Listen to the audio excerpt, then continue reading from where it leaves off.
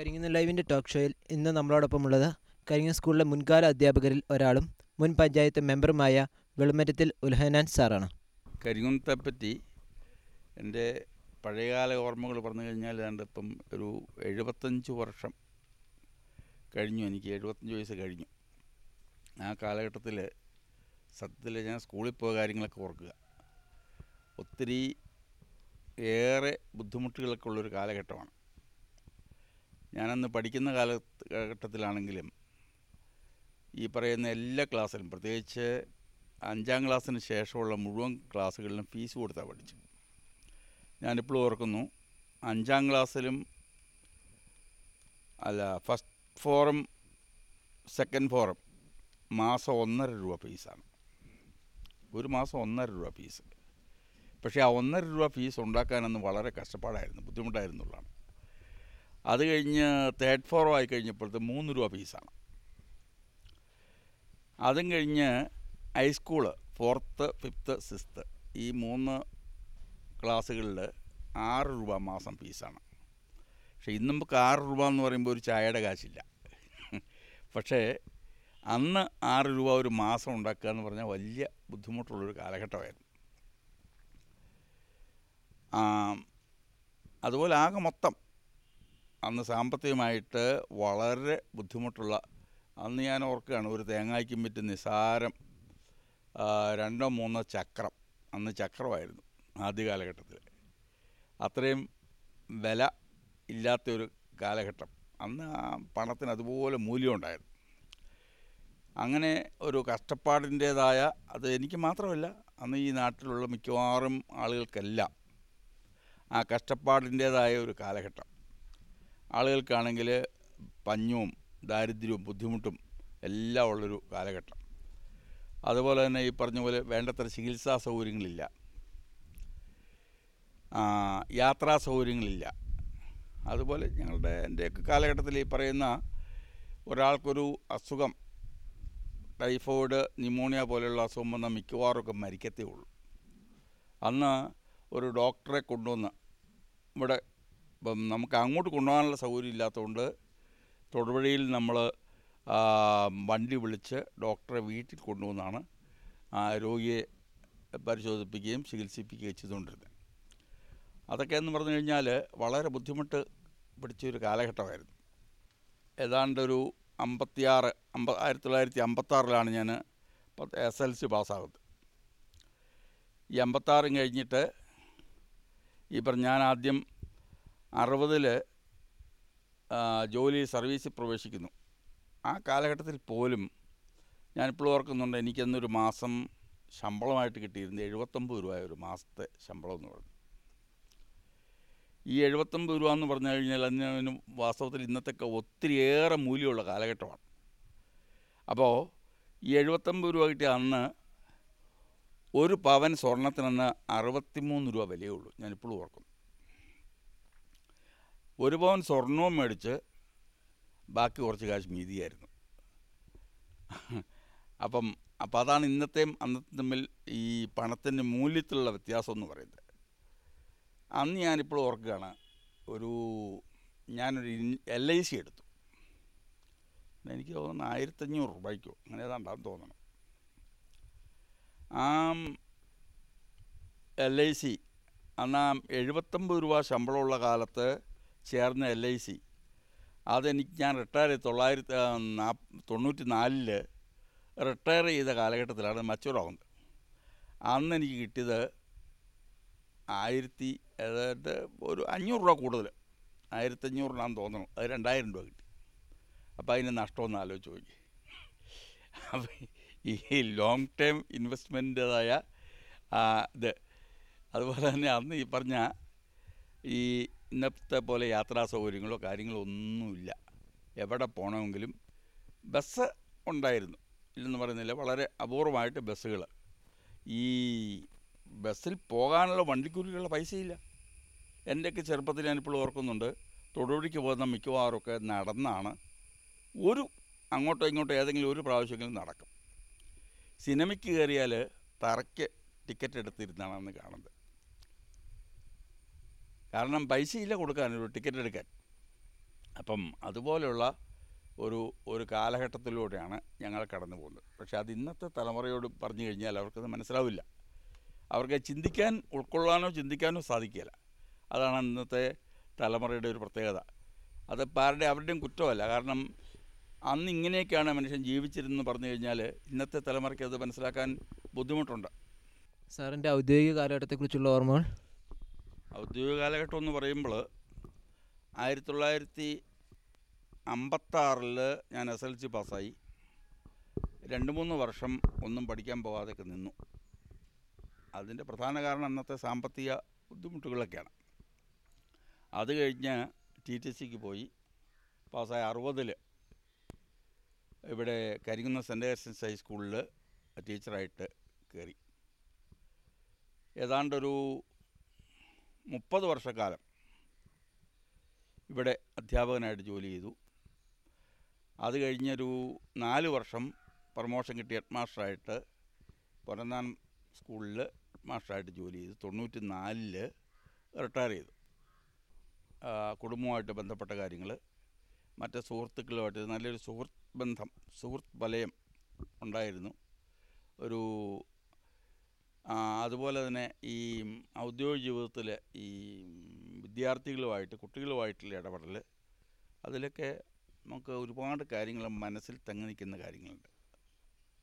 ഞാൻ യഥാർത്ഥത്തിൽ ഈ സർവീസിൽ കയറിയ അന്ന് മുതൽ സ്കൂളിന് വേണ്ടിയിട്ട് ഏറ്റവും ആത്മാർത്ഥമായിട്ട് പ്രവർത്തിച്ചിട്ട് ഒരുപാട് കാര്യങ്ങൾ ചെയ്തിട്ടുണ്ട്. അതിലേറ്റവും പ്രധാനമായിട്ട് എൻ്റെ ഓർമ്മയിൽ നിൽക്കുന്നൊരു കാര്യം, ഒരിക്കൽ ഭയങ്കര കൊടുങ്കാറ്റുണ്ടായി. സ്കൂളിൻ്റെ ഒരു വലിയ ഷെഡുണ്ടായിരുന്നു. ഇപ്പം കാണുന്ന സ്കൂളിൻ്റെ പിന്നിലായിട്ട് ഇപ്പോഴും ആ കെട്ടിടമുണ്ട്. രണ്ടാമത് പുതുക്കി പണിതാണ്. ആ കെട്ടിടം, ഒരു ഷെഡ്, ഒരു വലിയ നീളം കൂടി, ഒരു 140 അടി നീളമുള്ള ഒരു വലിയ ഷെഡ്. ആ ഷെഡ് ഈ കൊടുങ്കാറ്റിൽ നിലം പതിച്ചു. വെക്കേഷൻ കാലത്തായിരുന്നു. അതുകൊണ്ട് മറ്റ് അപകടങ്ങളൊന്നുമില്ല. ആ കെട്ടിടം ഞങ്ങൾ വെക്കേഷൻ കാലത്ത് തന്നെ പുനർനിർമ്മിച്ചു എന്നുള്ളതാണ്. അത് വളരെ സാഹസികമായ ഒരു കാര്യമായിരുന്നു. അപ്പോൾ ആ കെട്ടിടം പുനർനിർമ്മിക്കാനുള്ള കമ്മിറ്റിയിലെ ട്രഷററായിരുന്നു ഞാൻ. സാമ്പത്തിക കാര്യങ്ങൾ കൈകാര്യം ചെയ്യുന്ന ട്രഷറായിരുന്നു. അപ്പോൾ അന്ന് ഉണ്ടായ ഒരു ബുദ്ധിമുട്ടെന്ന് പറഞ്ഞപ്പോൾ ഞാൻ മാത്രമല്ല, ഹെഡ് മാസ്റ്റർ, സാറന്മാർ, അന്നത്തെ മാനേജരായിരുന്ന അപ്പോഴിപ്പറമ്പിലച്ഛൻ, ഞങ്ങളൊക്കെ കൂടെ ഒരു ടീമായിട്ട്, വലിയൊരു ടീമായിട്ട് ആത്മാർത്ഥമായിട്ട് പരിശ്രമിച്ചു. എന്ന് പറഞ്ഞാൽ ഞങ്ങൾ പകൽ സമയം മറ്റ് പണിക്കാരുടെ ഒപ്പം നിന്ന് പണിതു, ജോലി ചെയ്യായിരുന്നു. ഈ അച്ഛൻ ഉൾപ്പെടെ ഞങ്ങളെല്ലാവരും പകൽ സമയങ്ങളിൽ പണിക്കാരുടെ ഒപ്പം നിന്ന് ജോലി ചെയ്യും. സന്ധ്യ ആയിക്കഴിഞ്ഞാൽ, വൈകുന്നേരം ആയിക്കഴിഞ്ഞാൽ ഒരു വണ്ടി എടുത്ത് ഞങ്ങൾ വീടുകളിൽ കൂടെ പിരിവിന് പോവുകയും ചെയ്യും. അങ്ങനെ ഒരു രാത്രി ഒരു 11-12 മണി വരെ, അല്ലെങ്കിൽ ഒരു 12 മണി വരെ എങ്കിലും ഇങ്ങനെ ഓരോ വീടുകളിൽ സെലക്ട് ചെയ്ത കുറേ വീടുകളിൽ പോയി പിരിവെടുത്ത് കാശും ഉണ്ടാക്കി. എന്തു പറഞ്ഞാലും ഒരു മാസം, 1.5 മാസം കൊണ്ട് പൂർണ്ണമായിട്ട് കെട്ടിടം പുതുക്കി പണിയാൻ ഞങ്ങൾക്ക് കഴിഞ്ഞു. പക്ഷെ ആ ഒരു കാലഘട്ടത്തിലെ കഷ്ടപ്പാട് ഞാൻ ഇപ്പോഴും ഓർക്കുന്നു. ഈ പറയുന്ന വേണ്ടത്ര ഉറക്കമോ സമയാസമയങ്ങളിൽ വേണ്ടത്ര ആഹാരമൊന്നുമില്ലാതെ ഈ പറഞ്ഞ ഞാൻ ഉൾപ്പെടെയുള്ള അന്ന് ഹെഡ് മാസ്റ്റർ UK ചാക്കോ സാറായിരുന്നു, ഞങ്ങൾ ഉൾപ്പെടെയുള്ള ആളുകൾ ഈ പറയുന്ന കഷ്ടപ്പാട് സഹിച്ച് അത് പുനർനിർമ്മിക്കാൻ കഴിഞ്ഞു എന്നുള്ളത് ഞങ്ങളെ സംബന്ധിച്ച് വലിയ കാര്യമാണ്. പിന്നെ ഗ്രൗണ്ട്, അതിന് തൊട്ടുപുറകിലൊരു വലിയ ഗ്രൗണ്ട്, വലിയൊരു മുഹൂർത്തപ്പിളേക്ക്, അതെല്ലാം ഞങ്ങളൊക്കെ കഷ്ടപ്പെട്ട് ഞങ്ങളൊക്കെ ഉൾപ്പെടെ പണിത് പിള്ളേരെയൊക്കെ കൂട്ടി പണിത് ഒക്കെ ശരിയാക്കി എടുക്കുകയായിരുന്നു.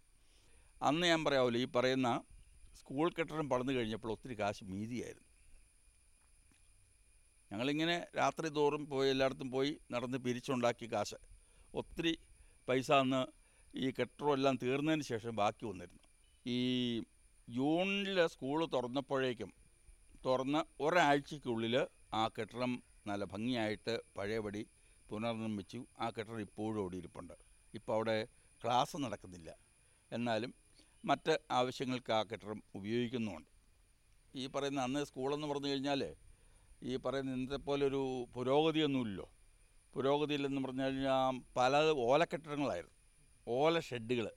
ആ ഓല ഷെഡുകളെല്ലാം മാറ്റി പുതിയ കെട്ടിടങ്ങൾ ഉണ്ടാക്കുന്ന കാര്യത്തിൽ, അതുപോലെ രണ്ടാം നില പഴയ കാലത്തെ മെയിൻ ബിൽഡിങ്ങിൻ്റെ രണ്ടാം നില പൊളിച്ചു പണിയുന്ന കാര്യത്തിൽ, ഇങ്ങനെ ഒരുപാട് കാര്യങ്ങളിൽ അന്ന് ഈ പറയുന്ന ഞങ്ങളെല്ലാം ശ്രമിച്ചിട്ടുണ്ട്.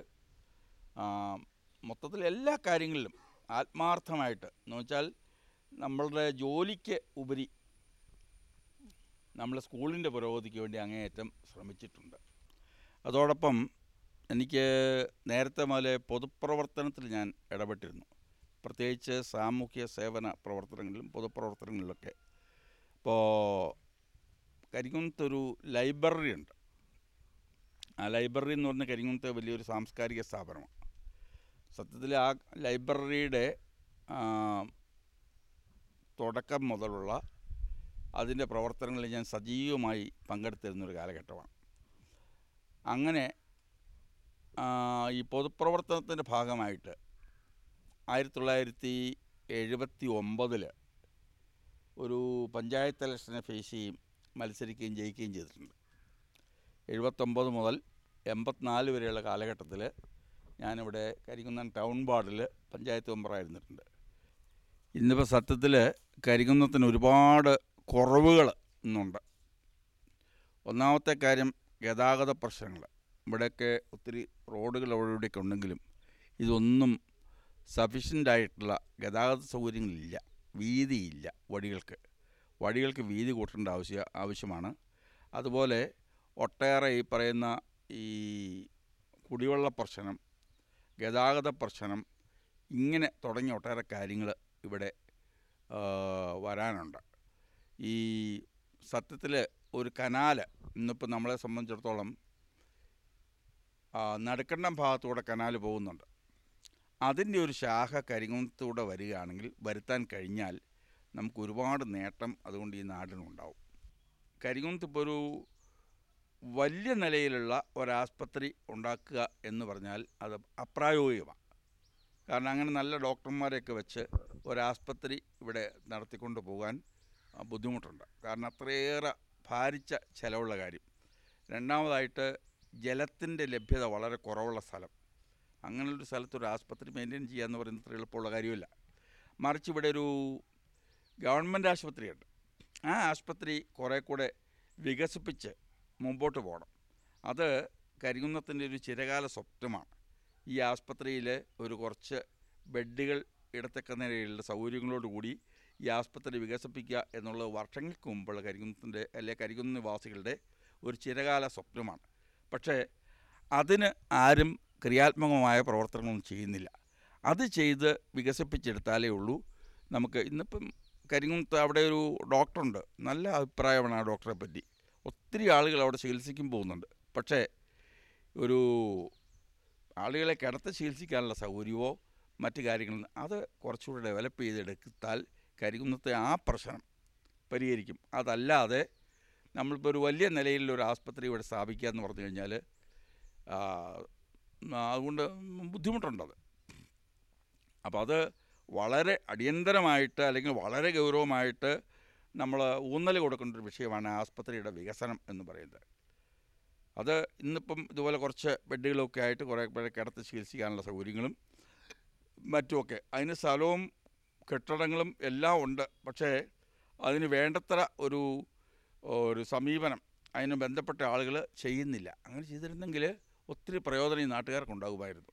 ഇന്നിപ്പം ഇവിടെ ആർക്കെങ്കിലും എന്തെങ്കിലും ഒരു അസുഖം വന്നു കഴിഞ്ഞാൽ തൊടുപുഴയ്ക്ക് പോകേണ്ട അവസ്ഥയാണുള്ളത്. അപ്പം അതിനുള്ള ഒരു അവസരം ബന്ധപ്പെട്ട ആളുകൾ ഉണ്ടാക്കുകയാണെങ്കിൽ അത് ഈ നാട്ടിനെ സംബന്ധിച്ച് ഒരുപാട് പ്രയോജനം നേട്ടം ഉണ്ടാക്കും എന്നുള്ളതാണ് സത്യം. ഇത് എൻ്റെ ഭാര്യ ലീലാമ്മ, ആറേൽ കുടുംബാംഗമാണ്. ആറേൽ ചുമ്മാര് അന്ന മകൾ ലീലാമ്മ. 1959 ഞങ്ങളുടെ വിവാഹം. ഞങ്ങളുടെ വിവാഹം എന്ന് പറയുമ്പോൾ ഞങ്ങൾ തൊട്ട് വളരെ അടുത്ത അയൽക്കാരായിരുന്നു. എന്നാൽ സംശയിക്കുന്ന പോലെ ലവ് മാരേജ് ഒന്നും അല്ലായിരുന്നു, അറേഞ്ച്ഡ് മാരേജ് തന്നെ. അടുത്തായിരുന്നു, പക്ഷേ അറേഞ്ച്ഡ് മാരേജ് ആയിരുന്നു. ഞങ്ങൾക്ക് 3 കുട്ടികളാണ് ഉള്ളത്. അതിൽ മൂത്ത മകൾ 3 പേരെയും കല്യാണമൊക്കെ കഴിച്ച് അവർക്കെല്ലാം മക്കളും കൊച്ചുമക്കളും കുഞ്ഞുമക്കളും എല്ലാം ആയിക്കഴിഞ്ഞു. അതിൽ മൂത്ത മകളും മൂന്നാമത്തത് മകനാണ്. മൂത്ത മകളും മകനും അമേരിക്കയിലെ ഫ്ലോറിഡയിലും, രണ്ടാമത്തെ മോള് ചിക്കാഗോയിലുമാണ്, അമേരിക്കയിൽ. അപ്പോൾ അവരുടെ എല്ലാം കുടുംബം അവിടെയാണ്. ഇവിടെ ഇപ്പോൾ മകൻ്റെ മകൻ്റെ ഭാര്യയും കുട്ടികളും തൽക്കാലം ഞങ്ങളുടെ കൂടെയുണ്ട്. അധികം താമസിയാതെ അവരും അങ്ങോട്ട് പൂർണ്ണമായിട്ട് പോവും. അങ്ങനെയാണ് ഞങ്ങളുടെ കുടുംബത്തിൻ്റെ ഒരു സ്ഥിതി.